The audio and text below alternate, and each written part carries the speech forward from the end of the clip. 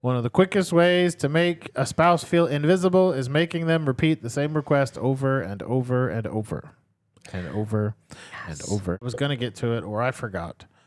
Maybe before explaining yourself, make sure you've understood them, and understanding should come before defending. Don't make them ask 10 times. It hurts. It's true. Leave me alone. One of the quickest ways to make a spouse feel invisible is making them repeat the same request over and over and over and over and over.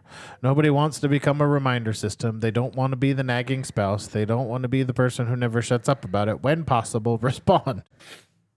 I would also add to that, like, find a system that works for you too, because we have both done this where we have a conversation or have half a conversation, or worse, have the conversation in your head and expect the other person to respond. So make sure that you're communicating in a way that is meaningful. Like, you know that you can't come to me while I'm working because I'm distracted. Mm-hmm. Just like I don't go to you when you're working and because you're going to be distracted. So sometimes it's, even if we're in the same house or the same vicinity, sometimes it's shooting a text message. Yeah. Or we have an electronic calendar that we share. And so we'll throw it in the app to remind of certain things. We've been really bad about it lately, but you know, sometimes life happens. But putting reminders on the fridge or whatever that looks like, and just not on the mirror. I just didn't know about it for 4.5 months. She wrote an amazing Valentine's Day message on our mirror in February. I saw it in June.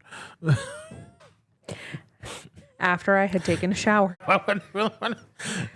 So, but there's going to be some times where having that conversation is, they're not going to remember no matter what you do. You know, if your spouse is changing a diaper, that is not the time to ask a serious question. No, and that comes with, we do this all the time.